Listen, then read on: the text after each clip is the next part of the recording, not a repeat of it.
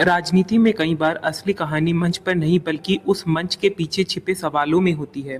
Camera सामने है, mic लगा हुआ है और सामने बैठे नेता के पीछे दिखाई दे रहा है भारतीय जनता पार्टी का मंच। लेकिन सवाल सिर्फ इतना नहीं है कि प्रेस कॉन्फ्रेंस में क्या कहा गया। सवाल ये है कि आखिर आज ये प्रेस कॉन्फ्रेंस क्यों बुलाई गई है।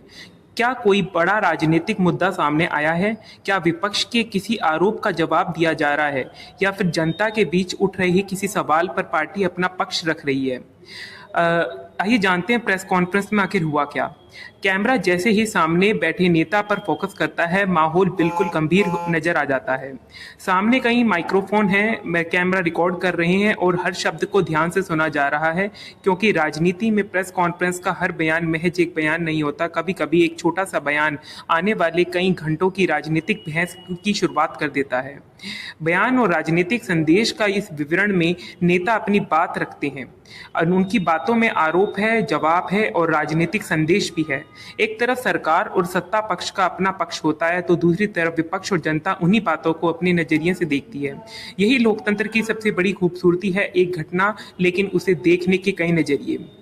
अब कैमरा थोड़ा करीब आता है, चेहरे के हाव भाव बदलते हैं, कभी सामने देखकर बात होती है, कभी कागजों की तरफ नजर आती है और कभी ऐसा लगता है कि कोई बेहद महत्वपूर्ण बात की जा रही हो।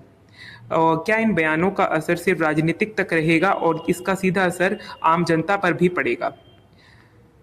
आपको बता दें कि कैमरा लगातार रिकॉर्ड कर रहा है और सामने बैठा नेता अपनी पूरी तरह से बात कही जा रही है। इस प्रेस कॉन्फ्रेंस पे आइए एक नज़र डालते हैं, एक नज़र की आखिर सुधांशु त्रिवेदी इस प्रेस कॉन्फ्रेंस में क्या कहते हैं इस जो भारत की जनता है उनसे। संबंध है कि श्रीमती सोनिया गांधी जी जो यूपीए के समय में सुप्रीम लीडर थी, उन्होंने 25 से 27 सितंबर 2004 को तत्कालीन वित्त मंत्री पी चिदंबरम साहब को पत्र लिखा कि साहब तहलका और इसके फाइनेंसर्स की किसी प्रकार की प्रताड़ना नहीं होनी चाहिए, उनके साथ सकारात्मक व्यवहार होना चाहिए, उनके साथ कोई अनफेयर ट्रीटमेंट नहीं होना चाहिए। तो मैं आज कांग्रेस से पूछना चाहता हूं, आपकी सरकार थी, आपको लग रहा था कि आपकी सरकार अनफेयर ट्रीटमेंट कर रही है, या फिर इस अनफेयर ट्रीटमेंट में कहा कुछ गया और समझा कुछ जाए?